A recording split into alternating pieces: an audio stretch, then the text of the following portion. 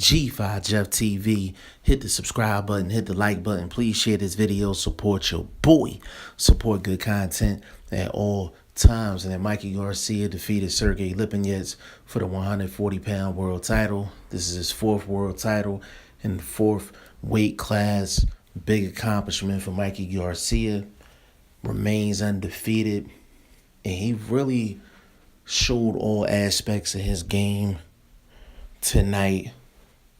And I felt like it was needed against Sergey Lipinets.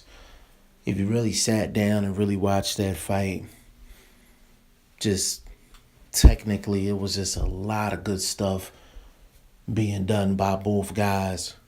But really the bottom line in the fight is that Mikey Garcia showed you that he has that it factor.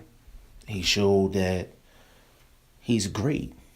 He showed that he's a great fighter. He has that gear that his opponent can't get to. Sergey Lipinets did a lot of good things in there tonight. He was just outgunned by the more elite fighter. I mean, I don't even think Lipinets should have took this fight. Maybe the bag was big enough for him to take it. But with him only having 13 fights and not having the proper time to really develop, him taking on a Mikey Garcia was a tall task coming in. Really tall task. Now, can Lipinets beat other guys in the division? Absolutely. Absolutely. And he would have beat some of those guys tonight, the way he fought tonight. But going up against Mikey Garcia is already hard enough being a talented guy and seasoned trying to fight him. But when you're not seasoned and there's some developing that you have to do when you're trying to go up against Mikey Garcia in a championship fight, it was just too much. Too much for Lipinets, but he showed enough for you to be excited about him going forward. Now, Mikey Garcia going forward got a lot of different options. He can stay at 140, and he can get at some of them guys at 140. You got Jose Ramirez, you got a married mom, you got Relic that won on the undercard. You got Regis Prograis. Got a lot of guys at 140 that he can go up against. And would he beat all of those guys that I mentioned? As elite as Mikey Garcia is, probably so. Probably so. He probably would rule 140 like Terrence Crawford did. Even with this influx of talent. New talent at 140. But the problem I got with Mikey Garcia staying at 140 is I feel like he's at a point in his career where he really shouldn't be fighting the up-and-coming guys anymore. I think he's done enough in his career, had enough accomplishments in his career to where he should only be fighting big money fights or big fights in terms of meaning. There is nobody for him at 140 that's going to provide either one. So I think 140 is not the best look for Mikey Garcia right now. Now, he's flirted with going up the welterweight 147. He can get all the big names he won at 147.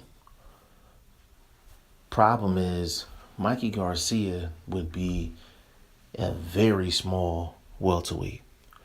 Very, very small welterweight. I mean, he came in tonight. He weighed in at 139 and some change. Fight night, he was 147. He only gained 7 pounds after rehydrating. That just goes to show that he has the body of a 135-pounder. If he was at 135 and went up to 147, that's a 12-pound rehydration overnight, which is, even with that, is average. These days, you see guys going up 15, 20 pounds overnight. But that's the main reason why I don't like Mikey Garcia at 147. I don't like him at welterweight. He's too small for Spence, too small for Thurman, too small for Terrence Crawford. He's even too small for a Jeff Horn, a Jesse Vargas. He's too small for any of those guys. Anybody that's in the top 10, top 15 in welterweight, Mikey Garcia is too small. And he's almost guaranteed to take a L at welterweight. So I think welterweight is not really the smartest idea for Mikey Garcia. What Mikey Garcia needs to do is go back down to 135 and create his legacy and put a stamp on his career at 135 pounds.